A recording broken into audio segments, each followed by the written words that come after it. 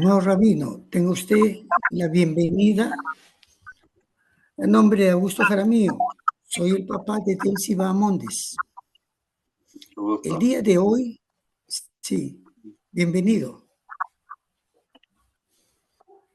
Gracias. El día de hoy, usted va a tener a cargo la conferencia virtual ¿Por qué tú no le das a Dios su sustento? Para lo cual damos la bienvenida a todos los participantes, a efecto de que puedan escuchar la voz autorizada de su persona como representante en esta conferencia virtual.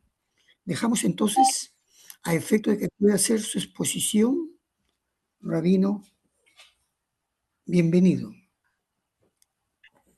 Muchas gracias, Augusto Jaramillo. Bueno, buenas noches a toda Latinoamérica. Buenas noches también a los miembros de la comunidad noágica de Perú.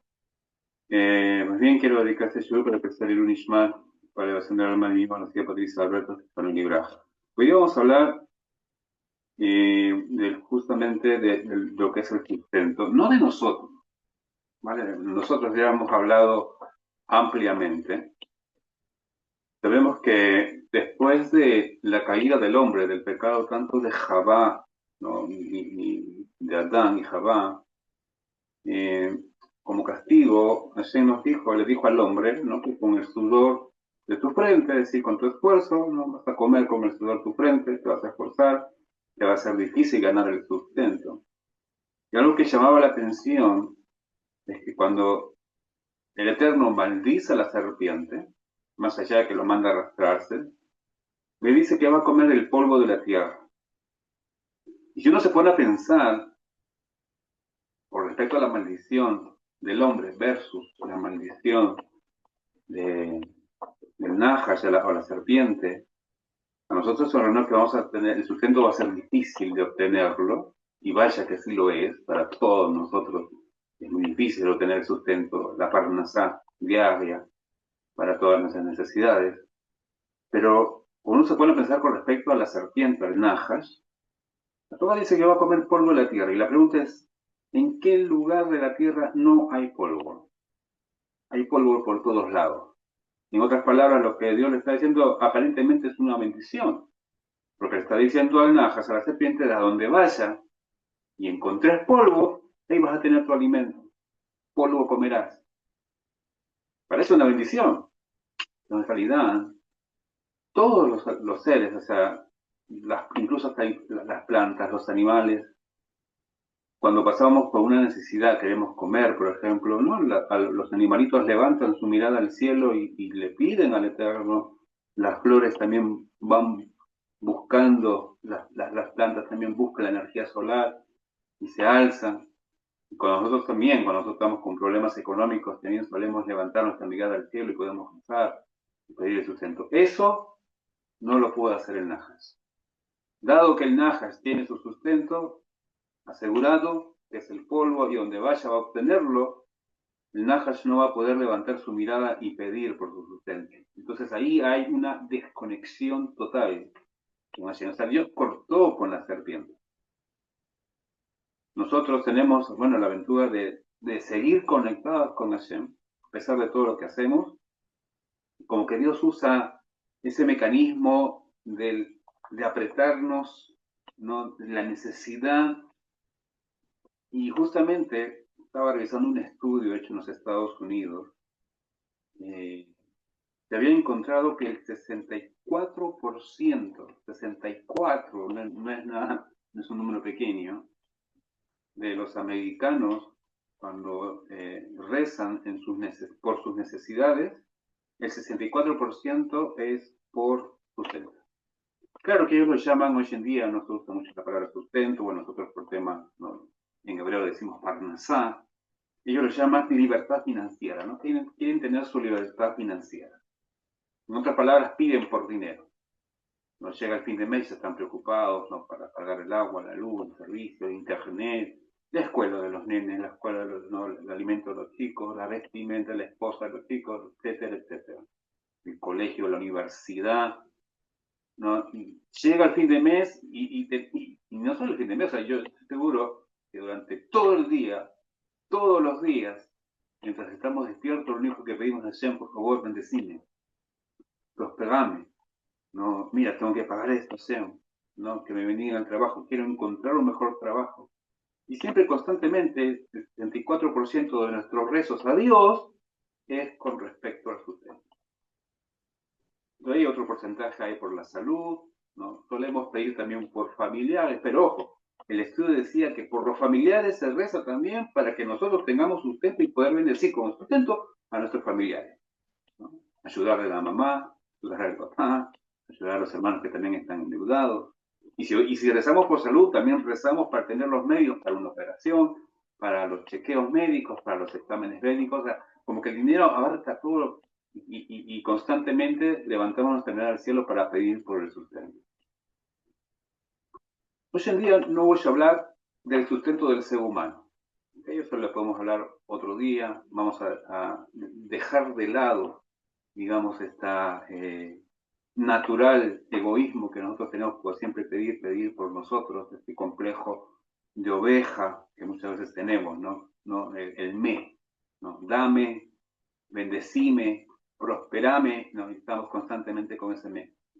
Hoy vamos a hablar de esa necesidad que también, entre comillas, alegóricamente hablando, ¿no? Sabemos muy bien que el Eterno no tiene ninguna necesidad, pero así como nosotros le pedimos a Hashem todos los días que nos dé sustento, hay un sustento que también necesita Hashem, que nosotros necesitamos retribuirlo. Pero, ¿cuál es el sustento de Hashem? Aquel que creó todo, que lo hizo todo, que todo el mundo es de Él, como está escrito, ¿no? Que toda la tierra está llena de su gloria, que el mundo le pertenece. ¿Qué podría Él necesitar de nosotros, simples mortales, creyentes en Él, obviamente? Hago un paréntesis porque al menos lo importante que yo rescato, y eso está presente no solo en el judaísmo, en todas las religiones, hay rezos y le rezan a sus dioses, ¿no?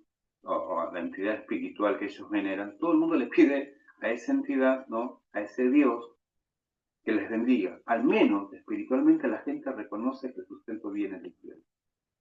Por eso es lo positivo. Todos, absolutamente todos, pedimos a ese Dios que no vemos, pero creemos en Él. Yo creo que hasta el más ateo, cuando está en problemas de necesidad, hasta pide también del cielo esa ayuda. Al menos reconocemos que el sustento viene de Dios. Sea que no seamos religiosos, ¿no? O no muy creyentes, ¿okay? Nadie va por el mundo, la gran mayoría no va por el mundo pensando que él tiene que solucionar sus cosas económicas sin necesitar una ayuda extra, ¿no? Todo el mundo recurre a ese Dios. Pero como les decía, el Dios de nosotros, que hizo todo, que creó este mundo, ¿qué podría necesitar de nosotros? ¿Cuál es el sustento de hacer? Para entender esto vamos a ir por un pasaje de la Torá, una ley que está en Parashat Kedoshim. Luego les voy a dar algunas leyes lógicas que podemos entender de esta halajá, una historia, cómo lo ve la Hasidut, y poco a poco vamos a ir descubriendo cuál es el sustento que nosotros tenemos que darle. Y a partir de hoy, ¿no? Justamente así como nosotros le pedimos todos los días sustento, a partir de hoy también podemos nosotros ser conscientes de esa, digamos, obligatoriedad o de ser, de retribuirle también la parte que a él le corresponde. ¿Okay? Si me ayuda, señor Jamillo, con la primera imagen, vamos a ir al Sefer Vaikra. El Sefer Vaikra, el libro de Levítico, ¿okay? En Parashá Kedoshim, la semana pasada leímos esta Parashá, ahorita estamos estudiando Parashá Emor. En Parashá Kedoshim, en el capítulo 19 de Levítico, los versos 23, 24 y 25, ¿okay? Dice lo siguiente. Bien, ahí lo tenemos en pantalla, lo pueden seguir. Parashá Kedoshim. Dice así la Torá. Cuando entren en la tierra de Israel, y dice, y planten cualquier clase de árboles frutales, árboles comestibles, dice la halajá, durante 3 años no comerán su fruto, sino que lo considerarán vedado. En hebreo se dice orla. Luego vamos a ver unas explicaciones más profundas de lo que es la orla. Pero orla significa vedado. ¿Okay? En el cuarto año, dice, todo su fruto será consagrado como una ofrenda de alabanza al Eterno, al Señor. Y en el quinto año, acá viene una promesa, ¿okay? Ya no podrán comer de su fruto a fin de incrementarles su producto agrícola. Yo soy el Eterno, su Dios. Imagen número 2. Esa es la halajá, este es lo que está en la Torá, esas son las leyes de Orla. Y en la imagen número 2, en la segunda imagen, por favor, ahí se escribe, así se escribe la palabra Orla, con esta Ai, Resh, que es Lamen y Hei, Orla se pronuncia. Orla tiene varios significados según el contexto. Como les dije, significa algo que está vedado. ¿Okay? Orla también significa algo que está bloqueado. También significa que es una prohibición de obtener cualquier beneficio. Algo en lo cual nosotros no podemos beneficiarnos para nada, también se le considera orla. También se le considera como algo inmundo, obstruido, algo que obstruye, que obstaculiza, es un obstáculo también la palabra orla. También se refiere al prepucio, ¿okay? Y esa es la razón por la cual nosotros practicamos la circuncisión, el brit milá, el pacto en nuestro cuerpo. Se retira el prepucio del cuerpo, que en hebreo se dice orla también, porque eso obstruye, eso bloquea la espiritualidad del judío. No vamos a hablar hoy día del brit milá, pero menos para que tengan idea.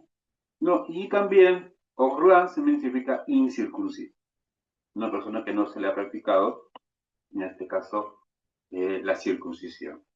Eso es lo que significa orla. Para efectos de nuestra clase, nos quedamos con los, digamos, los tres primeros conceptos, ¿no? Que es algo vedado, que es algo que está bloqueado y que es una prohibición, algo que está prohibido incluso de tener beneficio de aquello. En este caso, de los frutos de los 3 primeros años cuando uno planta. Tercera imagen, quiero hablarles un poco de las leyes, ¿no? de Orla. Okay. Vamos a hablar un poquito en la tercera imagen, por favor. Esperemos que ahorita, y lo tienen en pantalla. Y el Hot Orla significa las leyes de Orla, esto es una mitzvah, okay.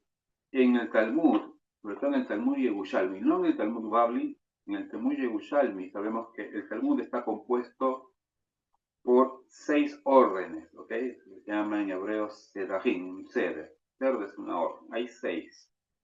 En la primera orden, ¿ok?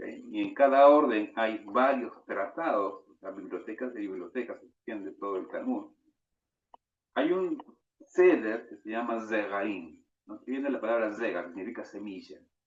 Y hay varios tratados que hablan con respecto, ¿no? De PA, en este caso, de las primicias, de los magrot, los diezmos, etcétera, etcétera.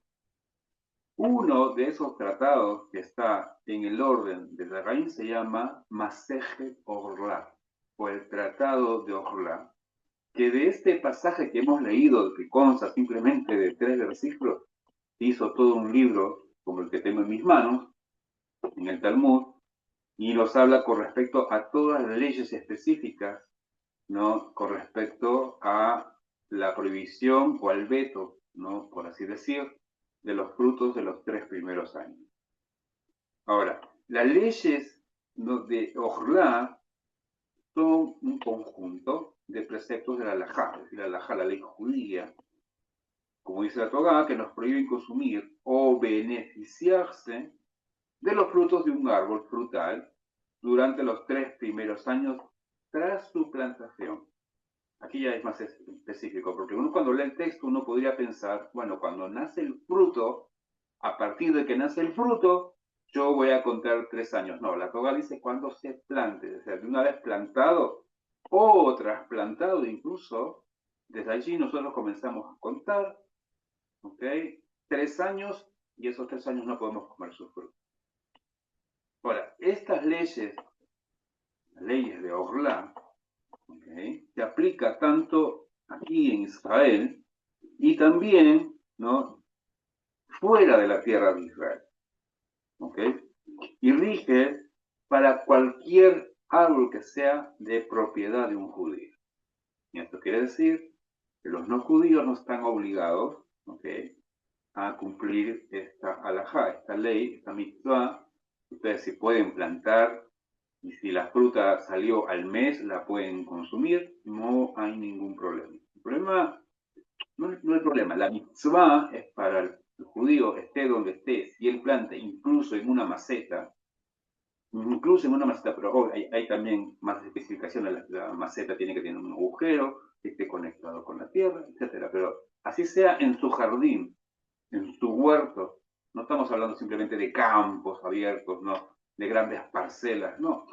Así sea en su jardín o en su maceta conectada al suelo, él tiene que esperar 3 años para poder comer de su fruto una vez plantado al árbol. ¿Okay? Pero tiene que ser propiedad de un judío. Es más, si es el dueño, pero él no, a ver, es mi árbol, ¿vale? O sea, es mi árbol, yo lo compré, lo adquirí, no me importa si mis trabajadores, yo tengo gente que trabaja en mis campos, ¿no?, que lo riegan, que lo cuidan, que lo podan, pero dado que es mío, se tiene que cumplir esa mitzvah. ¿Me entender? Ahora bien, imagen número 4. Vamos a ver, así en síntesis, las reglas, en este caso, de los 3 años. ¿Qué consiste esta regla de los 3 años? Muy bien, punto número 1. En los años, o sea, yo planté y pasó 1, 2, 3 años, es decir, los 3 primeros años, está estrictamente prohibido comer, vender u obtener cualquier beneficio de la fruta. Ni siquiera, ni venderla para dárselo a un animal, o a mis animales, le quiero dar a mi mascota, o a mi vaquita, a mi burrito que se coma una manzana, ni eso. No podemos beneficiarnos, porque el beneficio es que estoy alimentando a mi animal, ni siquiera eso. ¿Okay? Ni tampoco podemos usar su aceite. Ah, pero no me lo estoy comiendo, no. Ni el aceite, ni siquiera para encender, nada. O sea, todo lo que se ha plantado estos 3 primeros años, los frutos están prohibidos. Ni siquiera para tener beneficio alguno. En el 4.º año, que nosotros llamamos en hebreo, bueno, no en hebreo, en arameo, neta revai, es el 4.º año, los frutos ya se le considera un neta revai. ¿Qué hacíamos nosotros? Los frutos son considerados kadosh. Kedoshim, por eso es que está en Parashat Kedoshim. ¿Okay? Los frutos del 4.º año son sagrados. Y como son sagrados, teníamos que nosotros llevarlos a la ciudad de Yerushalayim, la capital eterna del pueblo judío, y tenemos que consumirlas allí, en Jerusalén, en Yerushalayim. O que el camino era muy lejos, por ejemplo, si yo vivo en Eilat, en el sur, y estoy llevando mis uvas, y yo sé que por el clima, por el calor, no se pueden echar a perder, y cuando llega a Yerushalayim, después de mi viaje, se echan a perder, ¿qué voy a comer Yerushalayim? La opción era que uno podía traspasar la santidad del fruto, ¿no?, del 4.º año, las pasabas a una moneda. Esta moneda tenía que ser no de oro, tenía que ser de plata u otro metal. Bueno, hay todo la forma, lo que se tiene que decir para traspasar la santidad, ¿no?, que está todo también en Masejet Orlá. Y cuando vos llegabas a Yerushalayim, en Yerushalayim, a las afueras del templo, habían cambistas, ¿okay?, y vos podías comprar ahí la fruta. Y esa fruta que vos compraste con esa moneda, como les digo, porque si vos llevabas la fruta en sí, te iba a echar a perder en el viaje, al cambiarla en una moneda, esa santidad llega en la moneda, entonces todo lo que vos comprés con la moneda en Yerushalayim, en Jerusalén, recuperaba su santidad y era como si vos tuvieras las uvas de tu propio campo, pero ya estás en Jerusalén y ahí se comía con alegría, con la familia, con los amigos, los vecinos y todos los peregrinos que subían al templo. En el quinto año, ¿qué sucede en el quinto año? Ya los frutos están permitidos. A partir del quinto año ya los podemos comer. ¿Ok? Pero teníamos que, previamente, para poder comer los frutos del quinto año, hay que hacer toda la separación. La trumá, que le pertenecía, es un regalo a los kohanim, a los sacerdotes. ¿Okay? Tercení, separaba los diezmos. ¿Okay? Y una vez que ya separaste todo eso, eso se le considera, en hebreo nosotros decimos julín. Viene la palabra hol. Hol significa algo que es diario, okay, cotidiano, profano. Entonces, las frutas ya se consideran julín, y como son julín, yo ya me las puedo comer a partir del quinto año, previa separación.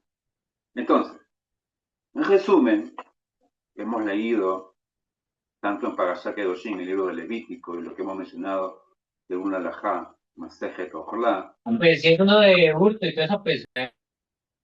En conclusión, ¿okay? Cuando se planta un árbol, sus frutos pasan por 3 etapas, como dijimos. Los 3 primeros años, los frutos están absolutamente prohibidos. Rige sobre ellos la prohibición, como dijimos, de Orlá. Los frutos del cuarto año son sagrados. ¿Para qué? Para alabanza, como está escrito en la Torá, para alabanza a Hashem. Y deben ser consumidos específicamente en Yerushalayim, no en otro lugar. No en Beersheba, no en Tel Aviv, no en Haifa, ni en Hebrón, ni en Belén. Tenían que ser comidos en Jerusalén, la ciudad santa. A partir del quinto año, los frutos del quinto año ya carecen de esa santidad del cuarto año, porque son julín, y están permitidos de tener provecho, ¿no?, de ellos de la manera normal. Ahora bien, hay algo muy curioso.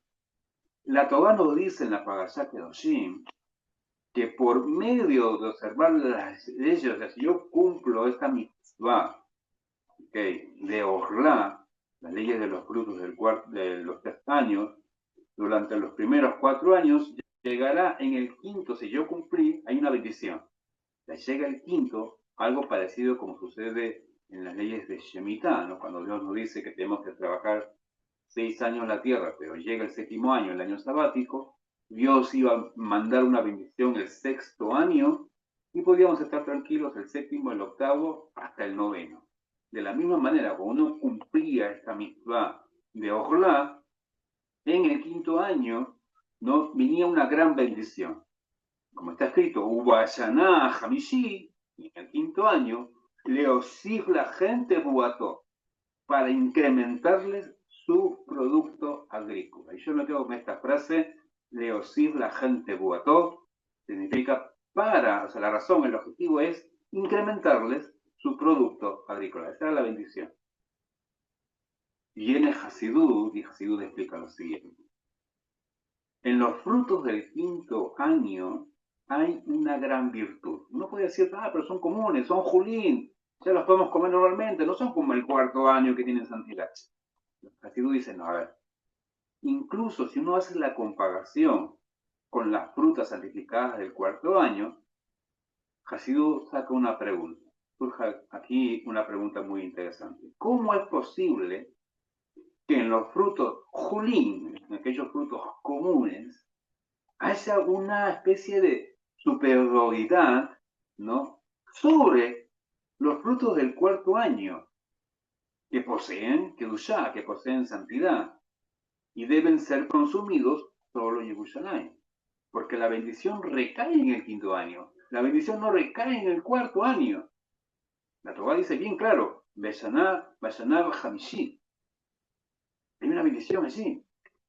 No dice que Dios va a bendecir y los frutos del 4º año, no. El 5º, el julín, los comunes, los que nos vamos a comer de ahora en adelante. Para entender esto, les quiero contar la siguiente historia. Imagen número 5, por favor. Quiero contarles un sipur, una historia hasídica del Baal Shem Tov, ¿no? Baal Shem Tov, Rabí Israel Ben Eliezer, ¿okay? Bueno, para comprender lo que hemos dicho de Ojolá y Kedoshim, que el primero, el segundo, el cuarto año y el quinto año, etcétera, para que podamos comprender, vamos a contar esta historia, ¿no?, del Baal Shem Tov, de Rabbi Eliezer, Israel Ben Eliezer.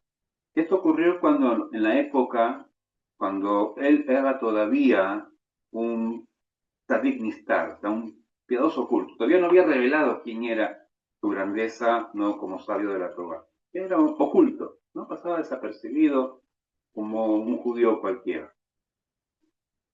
¿Qué hacía el Baal Shem Tov? Él tenía una costumbre muy interesante. Él acostumbraba viajar de lugar en lugar, o sea, de pueblito en pueblito, de comunidades judías a otra comunidad judía, allá en Europa del Este, entre Polonia, Ucrania, lo que hoy sería Rusia, y viajaba por todas estas aldeas, en Yiddish le decíamos Shtetl, estas aldeas judías, y él tenía esa costumbre, ¿no? Viajaba de lugar en lugar, y cuando llegaba a un lugar donde había un judío, a una aldea judía, a un Shtetl, él preguntaba a cada judío que veía, le preguntaba por su salud, ¿okay?, ¿cómo estás de salud? ¿Okay? Y les preguntaba por su estado económico. ¿Okay? Esas dos cosas, esas dos preguntas le decían, ¿no? ¿Cómo estás de salud? ¿Cómo estás con tu parnasá? ¿Cómo estás con tu sustento diario? ¿Por qué hacía eso? La intención del Baal Shem Tov era generar respuestas, ¿ok? Respuestas de alabanzas y loas al Eterno. Y ellos le decían, Baal Shem Tov le dice, ¿cómo estás de salud? No, Baruch Hashem, ¿no? Bendito sea Dios. No, ¿cómo estás económicamente? Toda a él, gracias a Dios, todo bien, a corte cero. Y eran alabanzas a Hashem, ¿no? Ishtabach Shemo, bendito sea su nombre, ¿no? Y eso como que le arrancaba, esa es la intención del Baal Shem Tov, arrancarle una loa, una alabanza de agradecimiento con sus preguntas con respecto a la salud y al sustento. Esa era la intención de él. ¿Por qué? Porque siendo que cuando un judío agradece a Hashem y lo alaba, esto genera una intensa satisfacción por parte de Hashem allá en lo alto. Pero una vez, en un pueblo, en un shtetl, el Baal Shem Tov escuchó sobre un extraordinario sabio. Había un sabio de la Torá en aquel pueblo, que era un anciano, pero era un anciano, era un sabio asceta. Sabemos que es el ascetismo, ¿no? Apartado. No se relacionaba con otros judíos, ni a la sinagoga, ¿no? Él, como cuenta la historia, ¿no?, que este judío sabio asceta, muy inteligente, ¿okay?, que ya más de medio siglo, casi 50 años, él se había aislado en su casa, en su habitación, y se había dedicado simplemente a estudiar Torah, no todo el día, se dedicaba al estudio de la Torah, del Halajá, del Talmud, y también ayunaba constantemente, buscando la espiritualidad, ¿no? Ayunaba casi toda la semana. Entonces él quería conocerlo, este gran sabio, Azeta, el Baal Shem Tov. Y el Baal Shem Tov llegó a la ciudad, ¿okay?, visitó el recinto donde vivía este Azeta, ingresó a su recinto y le hizo las preguntas que él siempre hacía, ¿no? Sus preguntas con respecto, le preguntó por su estado de salud, y le preguntó también por su estado económico, por su sustento. Pero el Azeta, todo renegón, no respondía, no era un Azeta, o sea, no se relacionaba con nadie. Y obviamente tampoco conocía la grandeza del Baal Shem Tov. Entonces él no le respondió. ¿Qué hizo? Simplemente este anciano Azeta solo hizo el ademán, le señaló la puerta de la casa, dándole a entender que tenía que salir y retirarse. Que no lo quería ver, no quería conversar, ni contestar. En otras palabras dijo, no, andate de aquí. Déjame, estoy con mis libros, estoy estudiando el Talmud, la Torá, no quiero interrumpir ni siquiera con preguntas para él bobas, ¿no? ¿Qué le interesa cómo yo estoy de salud o cómo estoy con mi situación económica? Yo quiero estudiar Torá. Entonces el Baal Shem Tov Sí, se dirigió a la puerta, para retirarse. Y cuando él se disponía a salir de la casa de este asceta, le dijo al sabio, a este asceta anciano, le dijo, Rabí, ¿por qué tú no le das a Dios tu sustento? Y aquí el título del shiur. Esta es la pregunta que le hace el Barça en toda la serie. ¿Por qué vos no le das a Dios tu sustento? Obviamente, el asceta, este sabio judío, se quedó atónito al escuchar esta pregunta. ¿Por qué vos no le das a Dios tu sustento? No sabía, no supo qué responder. Entonces el Baal Shem Tov le explicó. Le dijo, mira Gaby, nosotros vivimos del sustento que nos brinda Hashem, que nos brinda el Altísimo. Pero yo te pregunté, ¿de qué se sustenta Él? ¿Cuál es su sustento? Y él dijo, esto, precisamente esta pregunta, no, porque podía decir, ¿qué sustento puede tener Hashem? El amo de todo. Ah, el Baal Shem Tov dijo, esto lo aprendemos de David Amelech, del rey David. En el Salmo 22, en el Pasuk 3, verso 3, allí está escrito lo siguiente.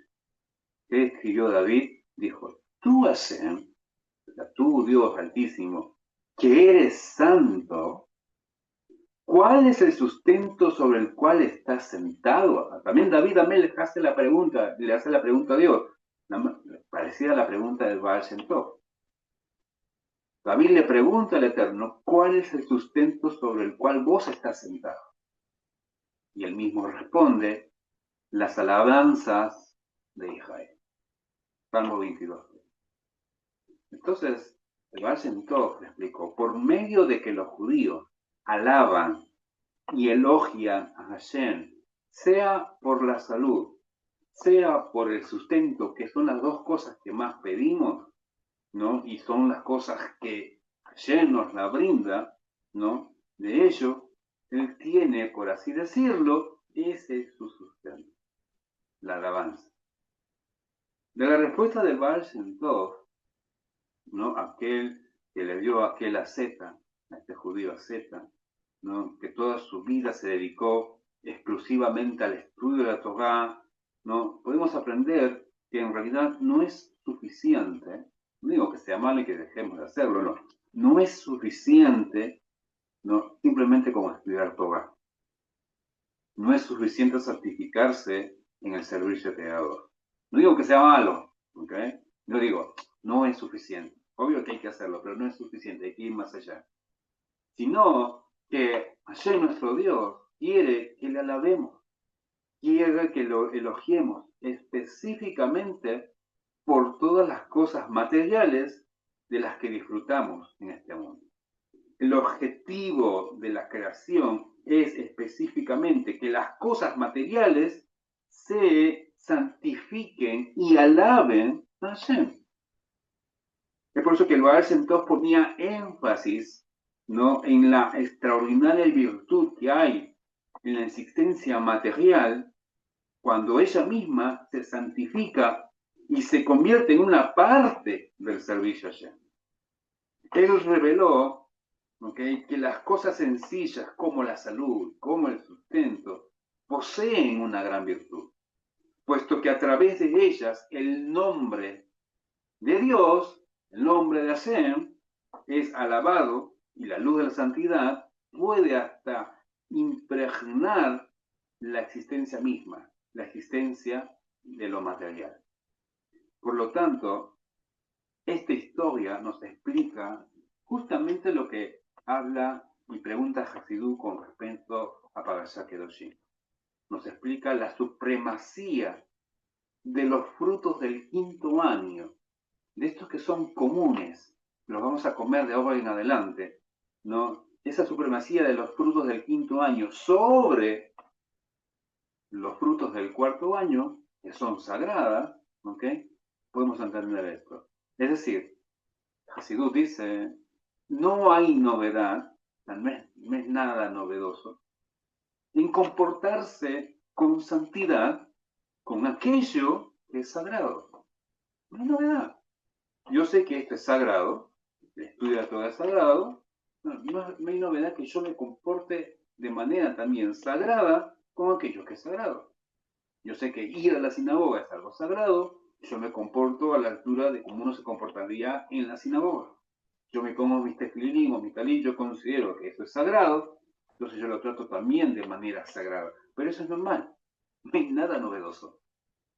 La novedad que trae Hasidut, y a través de la pregunta del Baal Shem Tov, la novedad radica que el judío tome conciencia, que el creyente en realidad tome conciencia de que también los frutos comunes, esos frutos del quinto año que son totalmente comunes, ¿ok? De que dependen de la bendición de Hashem, y que uno vea esa bendición divina y a partir de ella pueda alabar al Eterno. Estas alabanzas, entre comillas, de Israel, yo les hago la pregunta, ¿dónde están las alabanzas de Israel? Pues obviamente en los Teilín, en los salmos, ¿no? Cuando Hashem escucha eso, las alabanzas de Israel, es decir, los Teilín, los salmos, eso genera en Hashem una intensa satisfacción en lo alto. Y hacen asentarse y radicar la santidad divina aquí abajo. Entonces, no es que Hashem necesite. Hashem lo que le interesa, lo que le sustenta, es la satisfacción. Él es dueño de todo, simplemente es la satisfacción. Ese es donde él está sentado. La alabanza de sus hijos. Para que puedan entender. Digo este ejemplo así de sencillo.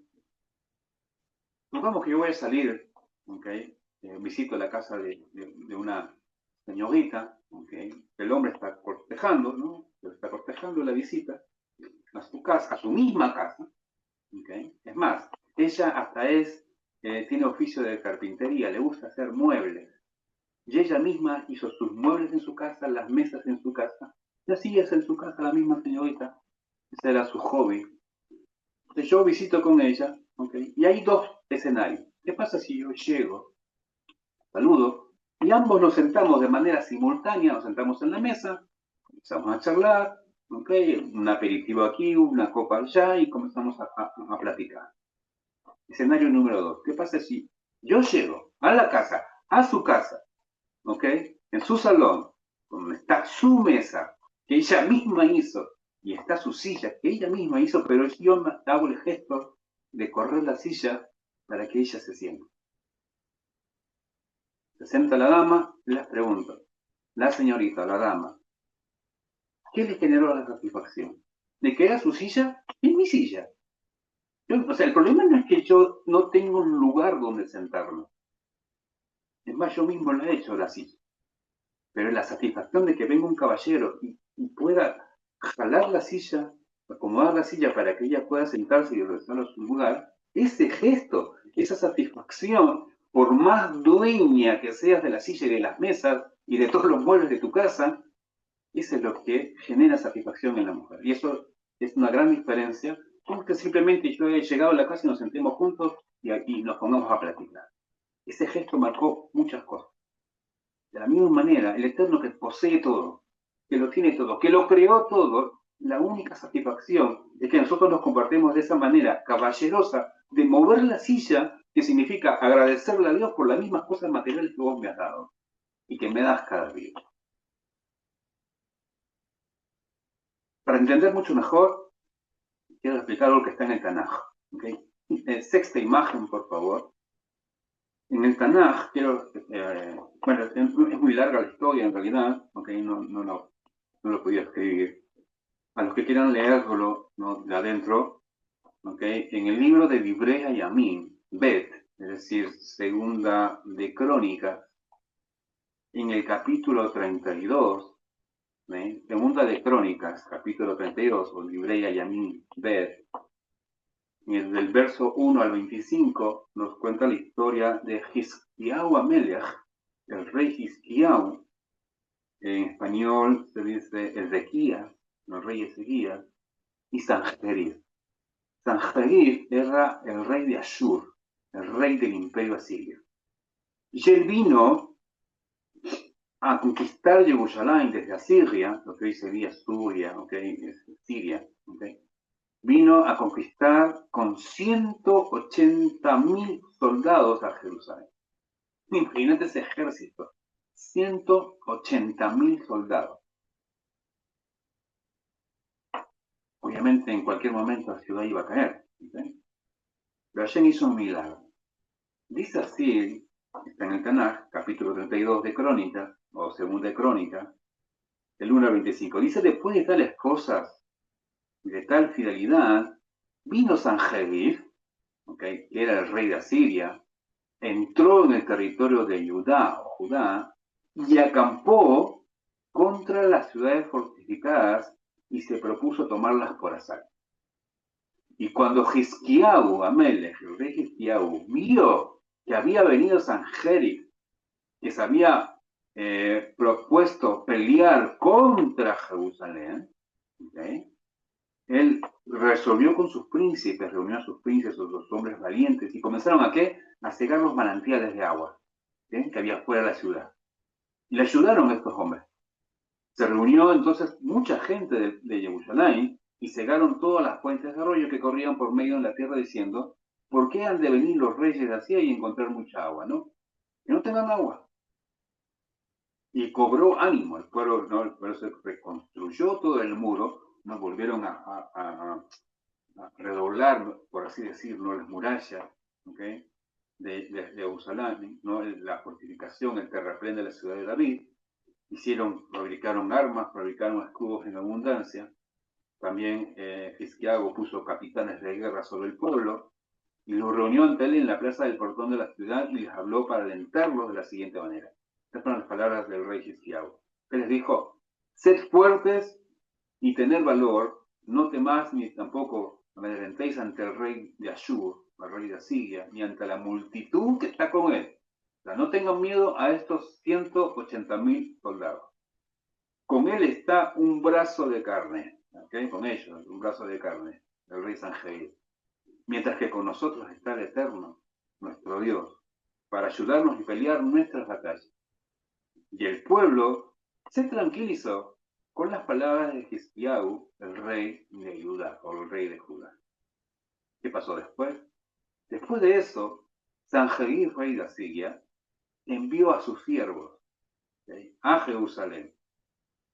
Los envió, ellos estaban en Laquish, con todo su ejército, vino con los 180.000, al rey Hizquiyahu, que es el rey de Judá, y todos los Judá que estaban en Jerusalén diciendo, así dice Sanjerib, lo que les incluso sus enviados de Sanjerib hablaban hebreo perfecto, no simplemente el arameo, les habló en su propio idioma.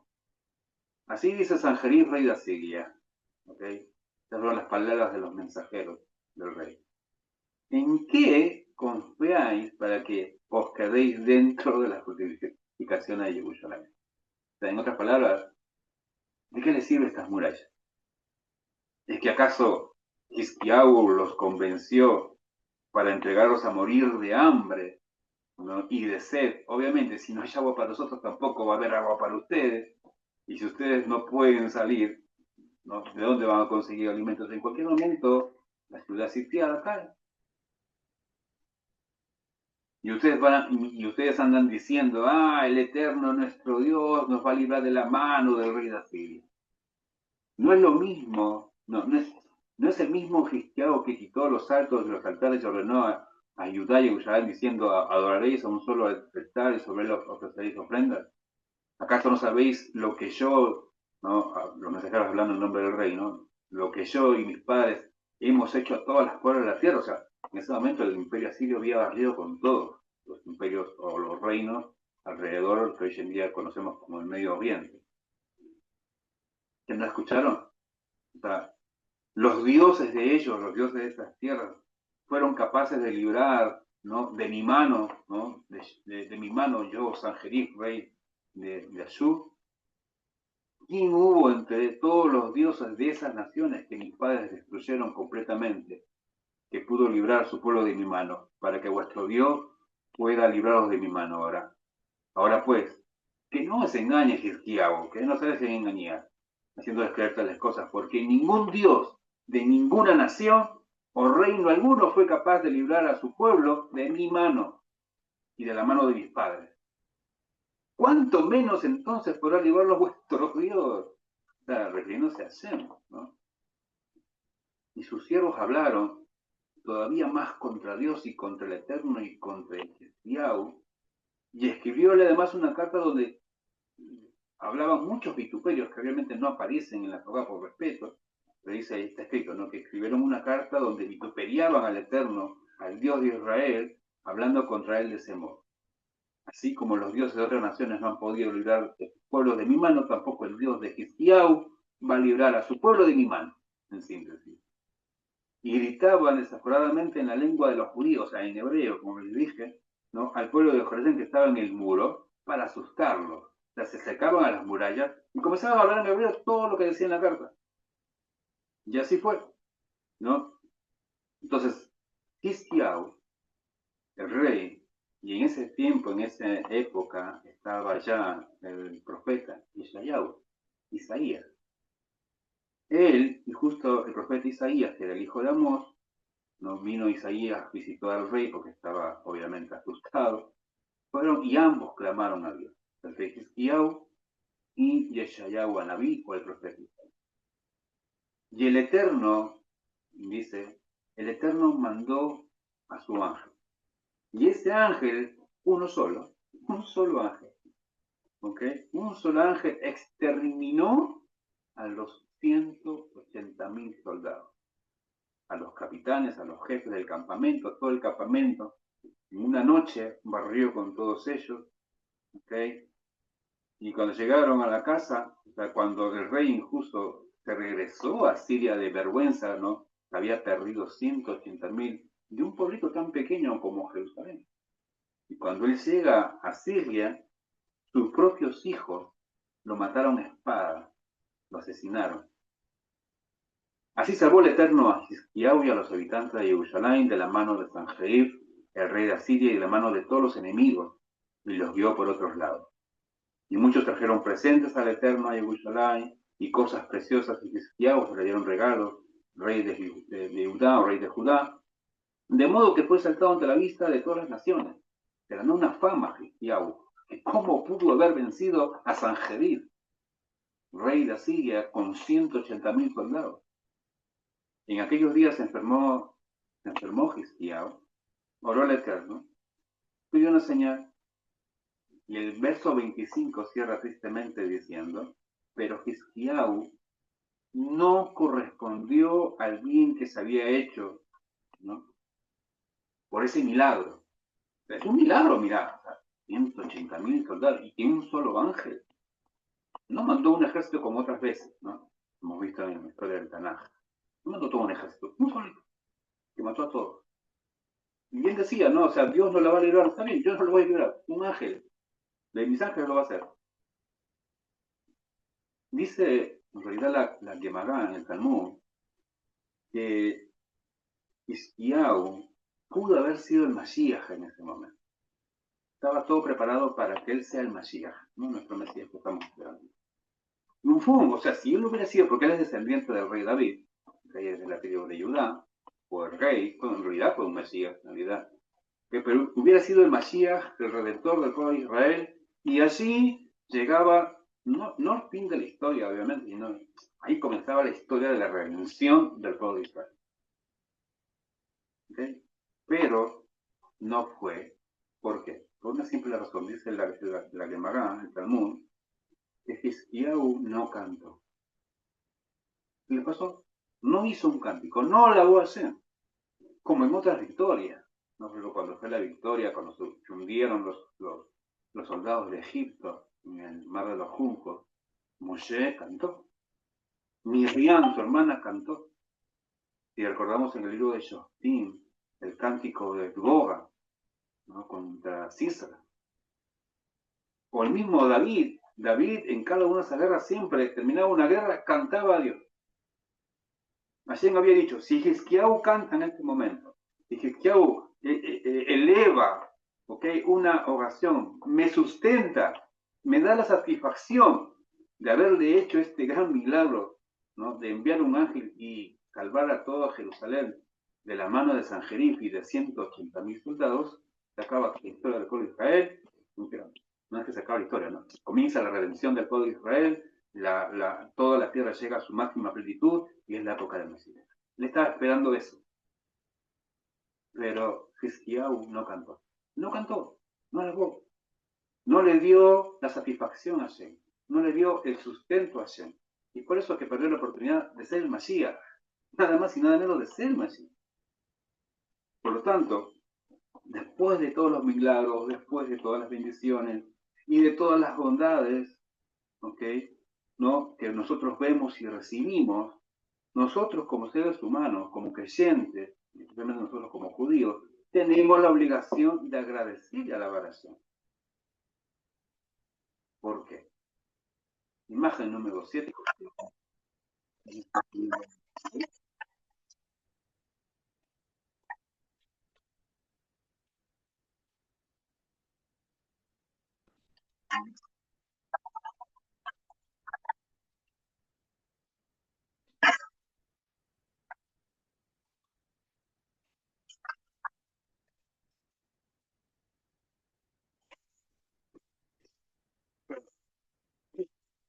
Retomamos.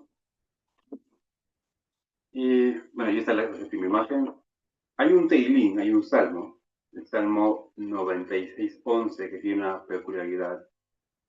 Dice el Salmo 96:11, lo leo en hebreo, dice, Ismehu Hashamayim Betal Haaretz. Me imagino que ustedes lo habrán escuchado, una canción muy conocida, ¿no? Ismehu Hashamayim, Ismehu Hashamayim, Ismehu Hashamayim, Betal Haaretz. Una canción muy conocida, que hasta el día de hoy nosotros la cantamos acá en los Teilim. Ismehu significa alégrense, Hashamay, alégrense los cielos, Betagel, y regocíjese a Aretz, la tierra. Muy simple. Ahora, Jajamín explica que la palabra Tagel, está escrito, ¿no? Betagel, y se regocijará. La parte Tagel viene de la palabra Gula.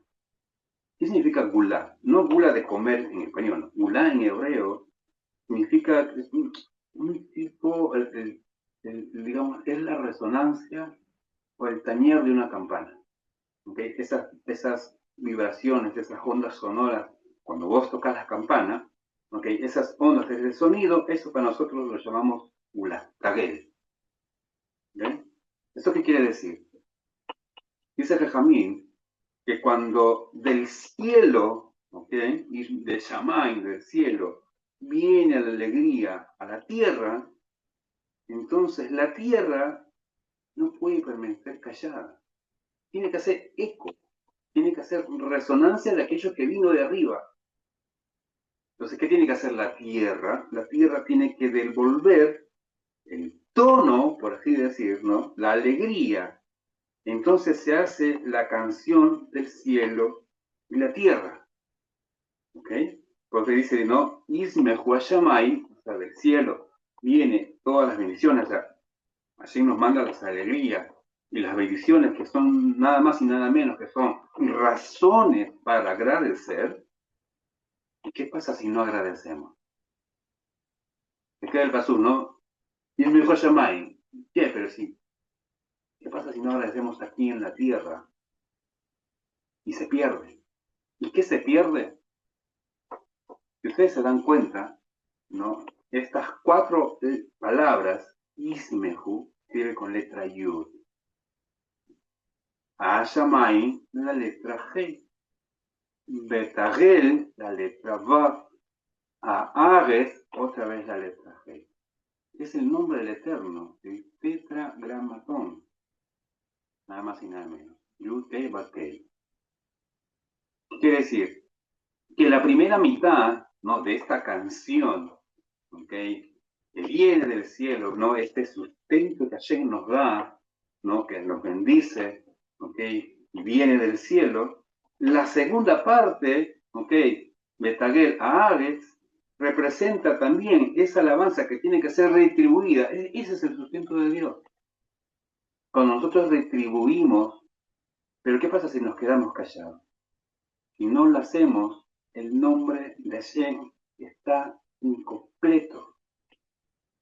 Cuando vos no agradeces, cuando vos no alabás, cuando vos no haces loas, incluso de cosas materiales, cosas cotidianas como los frutos del quinto año, si no agradecemos por nuestra salud y por el sustento diario que nosotros recibimos, estamos dejando el nombre de Hashem incompleto.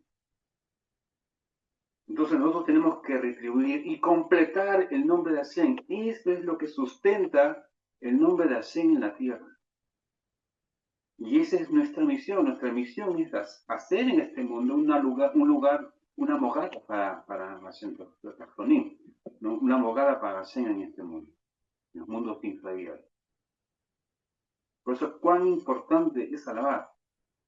Y a veces nosotros simplemente pedimos y pedimos y pedimos. Recibimos, ok, y pensamos que esa es la norma, ok, de aquí hasta que otra vez me vengan problemas económicos y me voy a acordar que tengo un Dios y voy a seguir pidiendo. Sí, y la pregunta es, ¿y cuándo vos vas a comenzar a agradecer al Señor?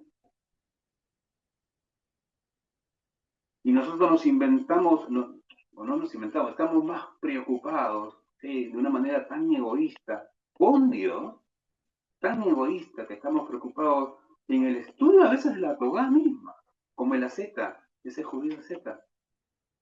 Incluso podemos hasta ayunar y hacemos penitencias y buscamos segulot, ¿no? ¿Qué textos tengo que rezar? ¿Cuántos telim tengo que rezar para tener prosperidad económica? ¿No? La tan famosa prosperidad económica. Bendecime, ayer bendecime, y estamos ahí preocupados, sí. Dios te bendice, ¿y vos cómo retribuís a eso? Hay que dejar de lado ese egoísmo de preguntar, ¿qué estudio? ¿Qué leo? ¿Cuál es el secreto? ¿Cuál es la tefilá para obtener segulá? No, la mejor segulá que vos podés tener, ¿okay? La mejor tefilá que vos podés hacer para tener tu sustento es en el fruto del quinto año, ¿okay? Considéralos también como santos, en tu salud y en tu mismo sustento. Ahí dice bien claro, pero decía, cuando ustedes cumplan todo esto, yo les voy a bendecir, ¿no? Y ustedes van a tener producción agrícola, como está escrito en Parashat Kedoshim. Entonces, no dejemos, no, es decir, retribuir el sonido de esa campana, ¿ok? Esa resonancia, ese betagel, ¿no? De devolverle a Hashem una parte de su nombre, ¿para qué? Para que esté completo. Ese es el sustento de Hashem. Y eso es lo que muchas veces nosotros no le damos. Y la pregunta de Baal Shem Tov siempre va a resonar, ¿no? ¿Vos por qué no le das el sustento a Dios? No digo tu sustento, ¿okay? No estamos hablando de acá, ¿no? Que ese es mi dinero, el dinero que se me da. Yo no te estoy pidiendo acá dinero, ¿okay? No es tu sustento que le tienes que dar, a él tienes que darle su sustento. Y su sustento de él no son cosas materiales. Simplemente es Baruch Hashem, Todah Hashem, gracias a Hashem, bendito sea Hashem, ¿no? Loas y alabanzas. Y para eso tenemos 150 sukim. No, ni siquiera sukim. 150 prakim, 150 capítulos de un libro llamado Tehilim, en el cual ahí están todas las alabanzas de Israel para Hashem, para que el nombre del Eterno se pueda completar aquí en la tierra.